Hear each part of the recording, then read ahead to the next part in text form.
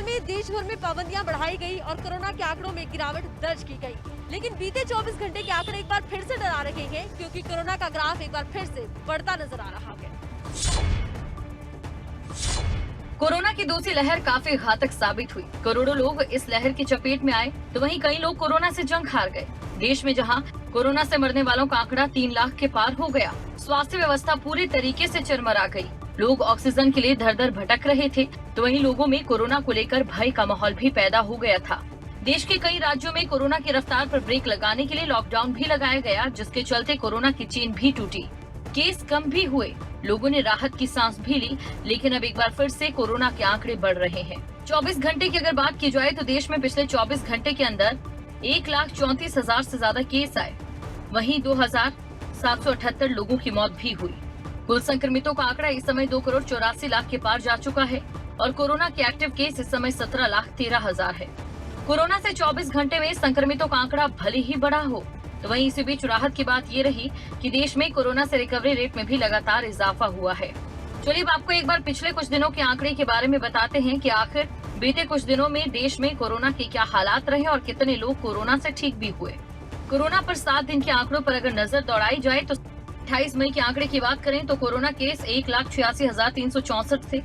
Corona से मौत के मामले 3,660 थे और कोरोना से रिकवर होने वाले लोग 2,59,459 थे। 29 मई को कोरोना केस 1,73,790 तक पहुंचे और कोरोना से मौत 3,617 तक पहुंची। वहीं 2,84,601 लोग कोरोना से रिकवर हुए। 1,65,553 लोग 30 मई को कोरोना पॉजिटिव पाए गए, जिनमें से 3,460 लोगों की कोरोना से मौत हुई। तो वहीं कोरोना से रिकवर होने वालों की संख्या इस दिन 2,76,309 थी। 31 मई को 1,52,734 लोग कोरोना पॉजिटिव पाए गए। कोरोना से 3,128 लोगों की मौत हुई और कोरोना से रिकवर होने वाले लोग 2,38,022 थे। 1 जून को 1,27,510 केस आए और कोरोना से 2,795 लोगों की मौत हुई और साथ ही 2,55,287 लोग कोरोना से रिकवर हुए। वहीं 2 जून को कोरोना के मामले 1,32,788 सामने आए, साथ ही 3,207 लोगों की मौत हुई और 2,55,287 लोग कोरोना से रिकवर हुए। 3 जून को 1,34,154 केस सामने आए, कोरोना से 2,778 लोगों की मौत हुई और कोरोना से रिकवर होने वालों की संख्या 2,11,499 रही। कोरोना के ग्राफ में एक बार फिर से देखा गया ये उछाल डरा रहा है। जरूरत है कि लापरवाही से बचा जाए और देश का हर नागरिक अपनी जिम्मेदारी समझे और कोरोना के प्रति एहतियात बरती जाए। हरियाणा में अब कोरोना की रफ्तार काफी कम होने लगी है। हर दिन आने वाले मामलों में अब लगातार गिरावट दर्ज की जा रही है। पिछले 24 घंटे की बात करें तो काफी कम मामले सामने आए हैं।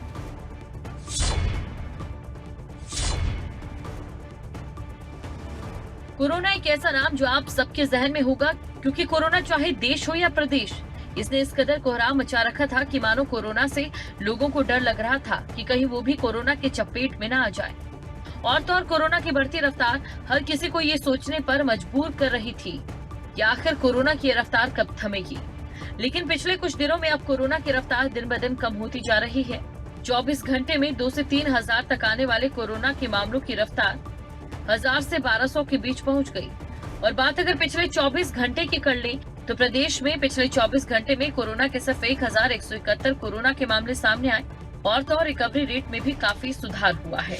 हालांकि 24 घंटे में कोरोना से 78 मौतें हुई और कोरोना संक्रमित 2,705 लोग रिकवर भी हुए। प्रदेश का रिकवरी रेट 96.95% तक पहुंच गया और अब तक कुल मौत का आंकड़ा 8,461 है। चलिए अब आपको एक बार हरियाणा के जिलों में कोरोना को लेकर क्या कुछ अपडेट है ये भी बता देते हैं।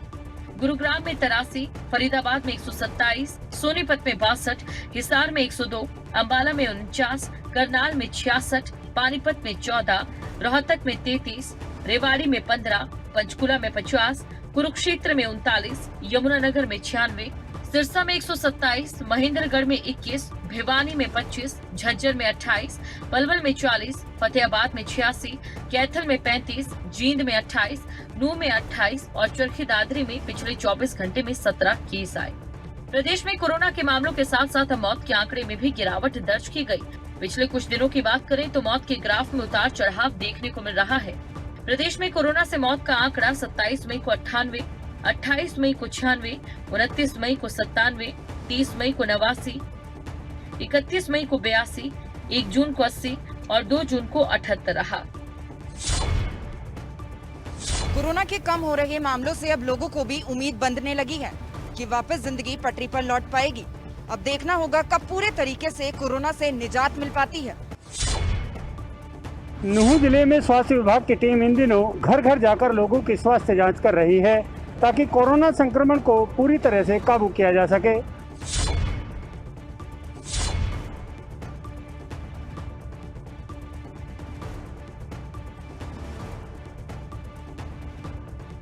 हरियाणा में जिस रफ्तार से कोरोना ने पांव पसारा है, प्रदेश सरकार ने उसी रफ्तार से स्वास्थ्य सुविधाओं को विस्तार दिया है।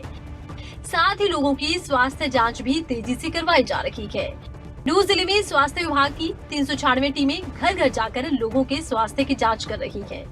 जिले के करीब 1,65,000 परिवारों में से 10 लाख से ज्यादा लोगों की स्वास्थ्य की जांच हो चुकी है।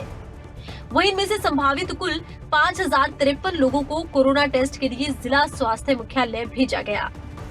इनमें से 4,443 लोगों की रैपिड किट से और 693 लोगों की RT-PCR से जांच की गई, जिनमें केवल 12 लोग ही कोरोना संक्रमण के शिकार पाए गए।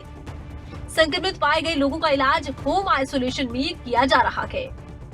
हरियाणा का नूंह जिला ऐसा है जिसमें अभी सबसे कम पॉजिटिविटी रेट है और लेकिन हमें ये नहीं सोचना चाहिए कि इससे हम हमेशा कभी कोरोना की लहर नहीं आएगी, लेकिन हमें सजग रहना जरूरत है। साथ ही साथ हमें CM साहब का जो एक विजन था कि हम हर गांव के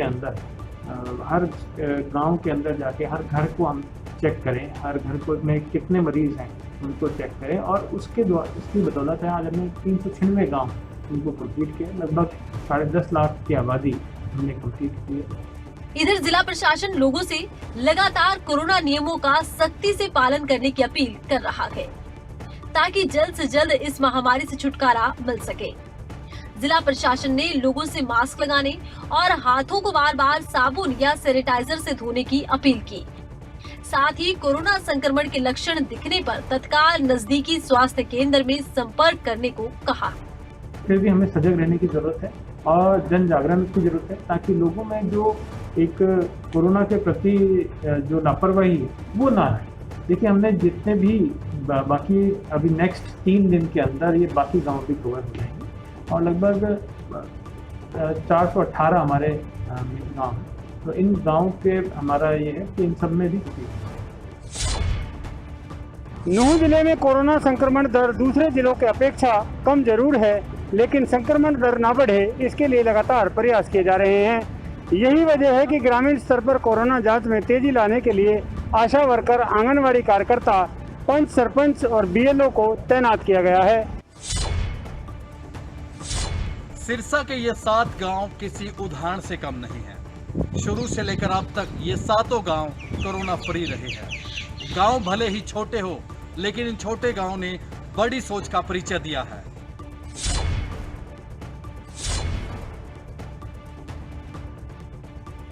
प्रदेश में कोरोना का प्रकोप अब कम हो रहा है, लेकिन इस बीच कोरोना ने ग्रामीण क्षेत्रों का रुख किया। गांव में कोरोना ने पैर पसारे तो कई गांव ऐसे रहे जिन्होंने कोरोना को उनके गांव में एंट्री न करने के पुख्ता इंतजाम भी किए। सिरसा के 7 गांव ऐसे रहे जिन्होंने अपने गांव के अंदर कोरोना को फटकने तक नहीं दिया। ग्रामीणों ने अपने परिवार ही नहीं बल्कि पूरे गांव को सुरक्षित रखा। इन गांव के लोग ना तो बाहर गए और ना ही किसी को बाहर से अंदर आने दिया। शादियों और सामाजिक कार्यों को भी टाल दिया गया। इसके अलावा किसी बुजुर्ग की नॉर्मल डेथ होने पर खुद परिजनों ने अनाउंसमेंट करवाए कि कोई उनके घर पर बैठने तक न आए। बाहर जाते ही नहीं, सावधानी आती रहती है, इकट्ठे बैठते ही नहीं, कहीं साधन से हाथ धोकर बच्चे भी खाना खाते हैं। इन गाँव की अगर बात करें तो इनकी आबादी ज्यादा नहीं, लेकिन सराहना करनी होगी उन प्रयासों की जो इन्होंने कोरोना की दूसरी लहर के दौरान अपनाए।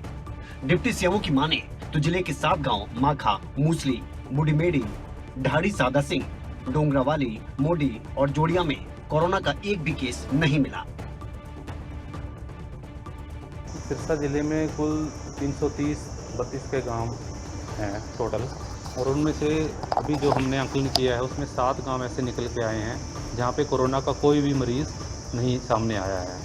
और वो इस जो दूसरी लहर आई थी, जो बहुत भयानक लहर थी कोरोना की, और उससे वो कैसे अछूते रहे, उन गाँव में कोरोना का कोई मरीज़ नहीं आया। इसके कई कारण हो सकते हैं, या तो जैसे कोविड-19 नियमों का उन्होंने बहुत अच्छे से पालन किया हो, जैसे सोशल डिस्टेंसिंग है और अपने बार बार हैंड वॉश करना और मास्क का उपयोग करना, और लॉकडाउन का भी पालन वहाँ पे भरपूर हुआ होगा। तो लेकिन एग्जैक्टली क्या कारण रहे हैं इसके बारे में हम पता लगाएंगे, ताकि और अन्य गाँव के सरपंचों और लोगों को भी हम समझा सकें कि आपके गांव भी मतलब कोरोना मुक्त हो सकते हैं अगर आप इन नियमों का या इस तरीके से अगर आप उनका अनुसरण करें। ये 7 गांव दूसरे गांव के लिए मिसाल पेश कर रहे हैं। इन गांव से दूसरे गांव को सबक लेना चाहिए और इन्हीं गांव की तर्ज पर अपने गांव में कोरोना को आने से रोक देना चाहिए। सरसों के बाद सूरजमुखी के दामों ने अब किसानों के चेहरे खिला दिए हैं। अब की बार किसानों को एमएसपी से अधिक दाम मिल रहे हैं। इन दामों की बदौलत किसानों को 50,000 प्रति एकड़ तक की आमदनी हो रही है। देखिए एक रिपोर्ट। अनाज मंडी में पहले सरसों की फसल रिकॉर्ड तोड़ दाम पर बिकी और अब सूरजमुखी भी खूब गुल खिला रहा है। प्रदेश सरकार ने सूरजमुखी का समर्थन मूल्य 5,885 रुपए प्रति क्विंटल घोषित किया और सूरजमुखी 6200 रुपए प्रति क्विंटल तक के दाम पर अब बिक रही है। किसानों ने बताया कि सरकारी समर्थन मूल्य से 300 से 400 रुपए के अधिक दाम मिल रहे हैं। किसान आड़तियों के माध्यम से अपनी सूरजमुखी की फसल व्यापारियों को बेच रहे हैं। किसानों का कहना है कि तेलीय फसलों को इस प्रकार दाम मिलने लगे तो आने वाले समय में फसल चक्र खुद ही बदल जाएगा। तो इसी करके वजह से मुनाफा हो रहा है। पिछले साल सूरजमुखी की फसल सरकार की नीतियां खराब होने की वजह से बहुत रुलती रही है। किसान बहुत परेशान हुए हैं। सूरजमुखी नहीं बिकी, आधे पौने रेट पर करके बेचनी पड़ी। एक सूरजमुखी की फसल कम थी और उस करके फिर तेल की ज़्यादा महंगाई होने की वजह से सूरजमुखी का रेट सरकारी रेट से भी 400-500 रुपये पर फालतू बिक रही है। आड़ती एसोसिएशन प्रधान ने कहा कि किसान आड़ती को अपना सूरजमुखी सौंपते हैं और आड़ती किसान की सूरजमुखी की फसल को मंडी में सुखाते हैं और अपना कमीशन निकालकर व्यापारी को बेचते हैं। तो अब ये बिक्री है 6700 तक बिक्री, 6500, 62, 63, 6400 इस रेट से जारी है। ये 200, 400, 500 रुपये ऊपर बिक्री है। तो इससे किसान को फायदा है। अगर सरकार खरीदेगी तो वो तो एमएसपी पे खरीदेगी और एमएसपी पे खरीदेगी तो किसान को उससे नुकसान होगा। व्यापारियों ने बताया कि सरकार ने सूरजमुखी का एमएसपी दाम 5,885 प्रति क्विंटल निर्धारित किया, लेकिन वो किसान से 6,200 रुपए प्रति क्विंटल से ऊपर सूरजमुखी खरीद रहे हैं, जिससे किसानों को काफी फायदा हो रहा है और किसान इससे बहुत खुश हैं।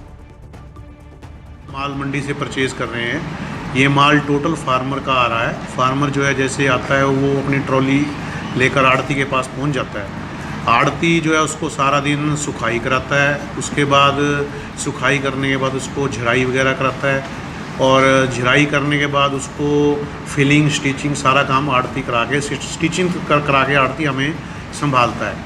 इससे सबसे बड़ी बात क्या है, जो भी माल आ रहा है इसमें किसान को, जो आड़ती किसान के थ्रू जुड़ा हुआ है, किसान आड़ती के थ्रू जुड़ा हुआ है, आड़ती से जो माल हम ले रहे हैं उससे आड़ती को भी बेनिफिट है और किसान को भी बेनिफिट है।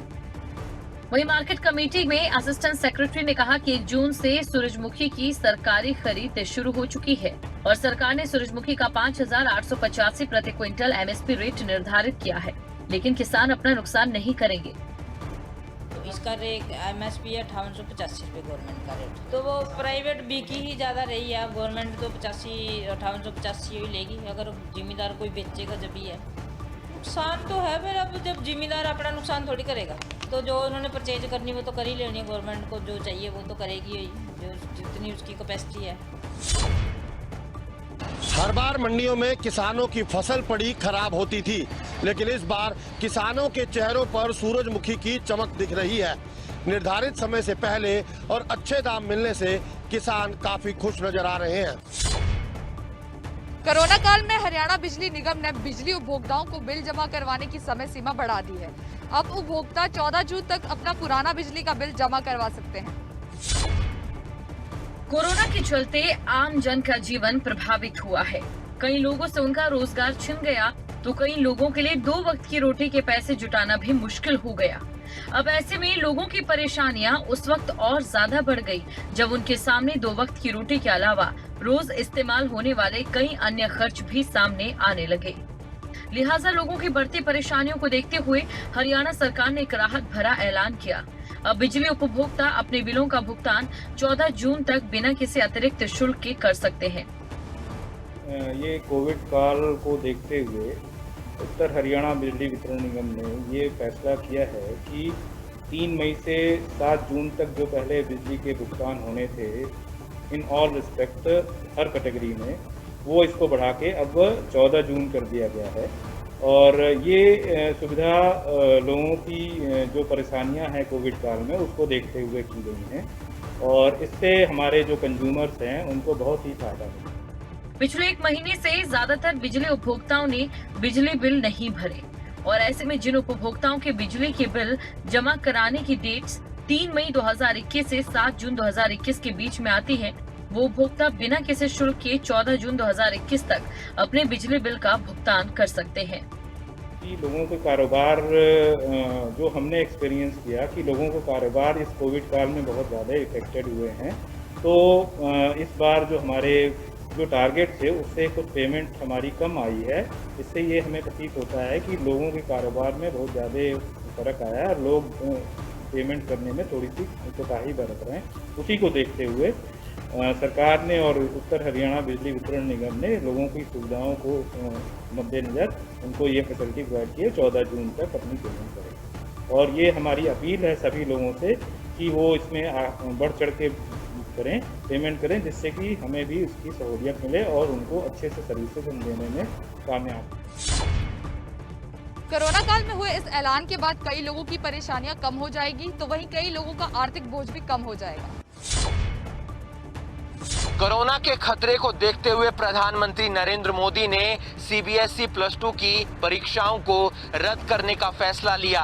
प्रधानमंत्री नरेंद्र मोदी के इस फैसले का कई जगह स्वागत किया गया, तो कई जगह इस फैसले का निराशा देखने को मिली।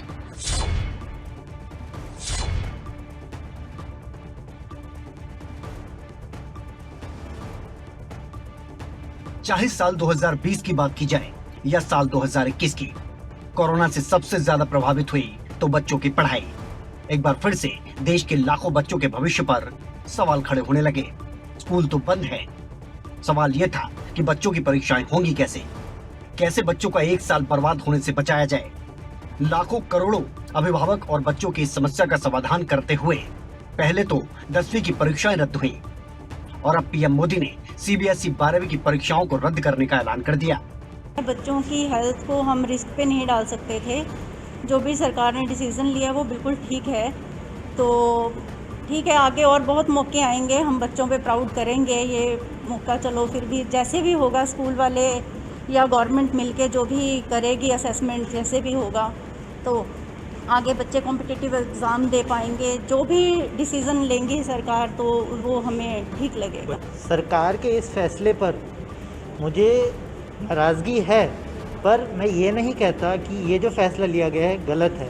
पूरे साल भर हम बहराए भी रहे, पर एक रशिंग एटीट्यूड से जो भागा दौड़ी में पढ़ाई हुआ करती थी या फैमिली एसोसिएशन का हमें टाइम मिला है, जिन भी विद्यार्थियों के दिमाग में अभी एक विद्रोह होगा कि हमारी मेहनत का क्या हुआ। मेहनत कभी छुपाई नहीं जा सकती। पीएम मोदी के इस फैसले का अभिभावकों ने खुले मन से स्वागत किया, लेकिन पूरे साल अपनी परीक्षा की तैयारी करने वाले छात्रों को इस फैसले ने निराशा दी है। हालांकि छात्रों ने पीएम के इस फैसले को सही करार दिया। ये न्यूज़ आई कि प्लस 2 एग्ज़ाम्स कैंसिल हो गए, तो वो बहुत ज़्यादा शॉकिंग था कि मतलब हमें ये एक्सपेक्टेड तो था कि कैंसिल हो सकते हैं, बट हमें लगा कोई अल्टरनेटिव मेथड ढूंढेंगे जिससे हमारे एग्ज़ाम्स अच्छे से कंडक्ट हो पाएँ। बट ये बहुत शॉकिंग न्यूज़ थी और ये भी नहीं पता लगा कि कैसे हमारे मार्क्स मिलेंगे, हमें कैसे हम इवैल्यूएट होंगे 12th में। सो ये बहुत ही डिसअपॉइंटिंग था हमारे लिए। पर जैसा कि किसी महान शख्स ने कहा है कि जान है तो जहान है, तो हमें इसको एक्सेप्ट करना चाहिए, क्योंकि श्री प्रधानमंत्री ने ये हमारी सेहत के लिए, ये हमारे भले के लिए फैसला लिया है। और अब हमारी क्वेरी सिर्फ ये है कि मार्क्स किस बेसिस पे दिए जाएंगे हमें। और जहाँ तक कि मेरा ख्याल है कि हमारी जो नॉलेज है, जो हमने मेहनत की है पूरे साल, वो ख़राब नहीं जानी चाहिए, क्योंकि ज्ञान हमारे साथ रहता है और इसे हमसे कोई चुरा नहीं सकता है। इतना तो नहीं, अगर हेल्थ वाइज देखा जाए तो सही है, पर लेकिन अगर देखा जाए कि जैसे इतने टाइम की प्रिपरेशन है वो भी एग्जाम के साथ साथ रद्द हो जाए तो फिर वो तो नेगेटिव इम्पैक्ट ही लाएगा। करनाल की तरह रेवाड़ी में भी पीएम मोदी के इस फैसले का स्वागत किया गया। शिक्षण संस्थान के प्रदेश अध्यक्ष और विद्यालय संचालक समेत अभिभावकों ने भी इस फैसले पर खुशी जाहिर की। साथ ही सीबीएसई बोर्ड से इस बात की अपील भी की कि इंटरनल असेसमेंट के आधार पर जल्द ही 12वीं का रिजल्ट भी अनाउंस कर दिया जाए। जो हमारे मोदी साहब ने निर्णय लिया है उसके बारे में मैं कहना चाहूँगा कि उन्होंने बहुत ही सराहनीय निर्णय लिया है, क्योंकि कोरोना काल इस वक्त पीक पर है और इस वक्त 12वीं क्लास की परीक्षा लेना बिल्कुल भी संभव नहीं है। तो जिस हिसाब से इन्होंने निर्णय लिया है, मैं कहना चाहूँगा सीबीएसई बोर्ड से कि वो अपना जो 12वीं का रिज़ल्ट है वो इसी 1 महीने के दौरान ही दे दे, ताकि कुछ बच्चों ने बाहर की विदेशी यूनिवर्सिटी के अंदर अप्लाई किया हुआ है तो उनका साल ख़राब ना हो। अब बस हम एक ही मांग करते हैं कि अब बिना नानो करके, बिना किसी फॉर्मेलिटीज़ के इनका रिजल्ट तुरंत डिक्लेयर कर दिया जाए। स्कूलों से जो डाटा उपलब्ध कराने हैं वो जल्दी से जल्दी उपलब्ध कराकर सीबीएसई उनके रिजल्ट की तरफ बढ़ जाए। हम मांग करते हैं और बार बार पहले भी हमने मांग की थी कि 30 तारीख तक, इस 30 जून तक इनका रिजल्ट आ जाना चाहिए, तभी बच्चों को फ़ायदा मिल पाएगा। यदि 30 जून तक रिजल्ट नहीं आता, लेट रिजल्ट हो जाता है, उसके बाद मार्कशीट लेट हो जाती है, तो बच्चों को बहुत खामियाजा भुगतना पड़ता है। जाहिर सी बात है कि कोरोना के खतरे को देखते हुए सीबीएसई प्लस 2 की परीक्षाओं को रद्द करने का फैसला लिया गया। पीएम मोदी के इस फैसले से सभी को खुश भी नहीं किया जा सकता, इसलिए अलग अलग जगहों से मिली जुली प्रतिक्रियाएं देखने को मिली।